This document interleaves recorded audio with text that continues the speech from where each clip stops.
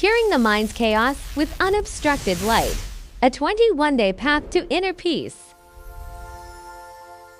Hello, everyone. Honestly, the deep analysis we are about to explore today is going to give you that sudden, striking realization. Wow, this is talking about me. The core material for this session comes from a precious document provided by the Australian Buddha Dharma Association. It cuts right to the heart of a problem we all face daily, a problem that often leaves us feeling completely overwhelmed, our chaotic, overthinking, non-stop brains. If your thoughts often feel like a runaway horse that you just cannot pull back, this analysis will be your breakthrough. Think about this scenario. Does it resonate? You might be doing something incredibly simple in the garden, like watering a tree. Suddenly, your brain starts anxiously calculating, "Oh, I need to go buy a new hose." And out of nowhere, it jumps to, when on earth will these flowers actually bloom? This state is exactly like the ancient story of Unobstructed mentioned in the text. He was just looking in a mirror when he suddenly fell into a crazed delusion that his head had disappeared. It sounds absurd, right? But honestly, our daily thoughts are full of these illogical, erratic leaps. One disciple in the text described this frustration as sentiment I am sure we all share. They noted that our minds are constantly bouncing between various tasks that seem important, but are actually completely unrelated. It drags us out of the here and now and traps us in endless internal friction. So we have to ask, why does this happen? Part 1. Training your inner AI. Let's look at the diagnosis. Are you ready for a harsh truth? This chaotic state of our brain is something we have trained ourselves to do since childhood. Think about it as kids. We were constantly encouraged to think more, to find answers. We were taught to piece together and test unrelated scraps of information. It's as if we are programmers training a flawed AI. Day after day, we have trained this thought mechanism until it became a hidden program running in the background of our brains 24/7. You don't even need to issue a command. It just churns out thoughts on its own. The master uses a precise term for this: madness. In this context, it doesn't mean insanity. It refers to a force so powerful that it cannot be controlled. Just as you cannot stop a gale-force wind with your bare hands, you cannot control the storm of delusions sweeping through your mind. The text clarifies that this is, in fact, a pathology. When your thoughts are in this state of madness, your focus is destroyed, and you are destined to fail at whatever you are trying to do in the present moment. Part 2. Reshaping neural pathways. How do we fix this? The text introduces a key concept. The old neural pathways in our brains, the ones that keep us overthinking, have become deeply ingrained highways due to years of overuse.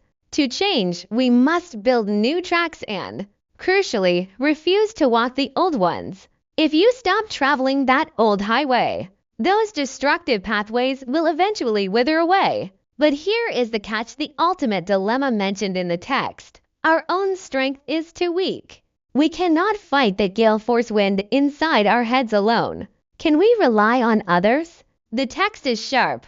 We lack the humility of a true student. Our arrogance is too heavy. We look down on others.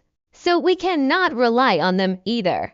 If we can't rely on ourselves, and we can't rely on others, is it a dead end? Don't worry, the solution is here. Part 3. Tuning your spiritual antenna. The master uses a brilliant, modern analogy here. The Buddha is like a high-powered television station, broadcasting a signal throughout the universe 24/7. This signal is the unobstructed light, a light capable of shattering all troubles and obstacles.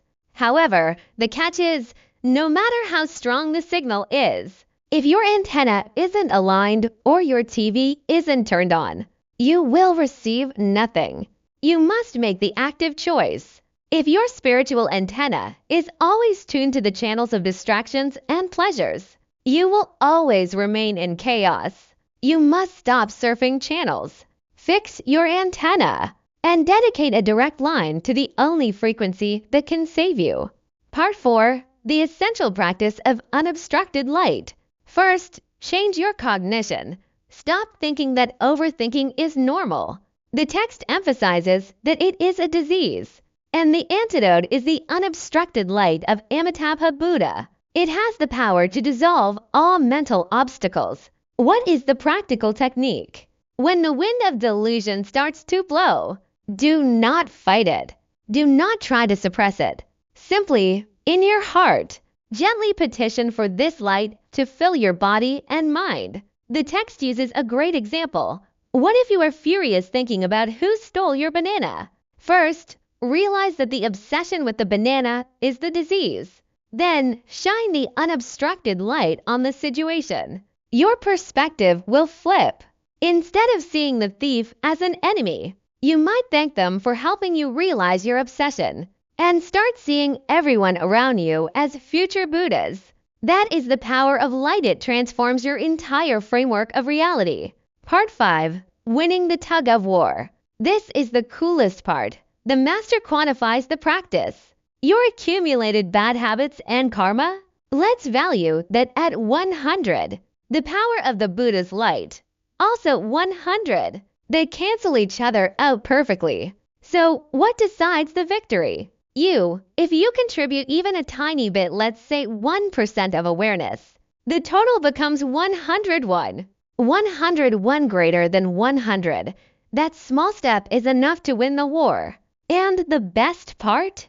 The master gives a promise. 21 days. If you keep petitioning and accepting this light, never giving up for even a second, 21 days is enough to shatter those deep psychological obstacles and cut the chains of your lifelong delusions.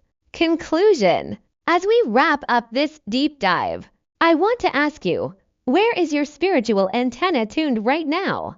How much time do we spend sitting in front of our brain screen, watching the static and snowy noise of anxiety and delusion?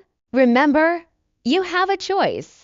You can continue to drown in that uncontrollable gale-force wind, or you can stand up, adjust your antenna, and tune into the light that brings clarity and peace.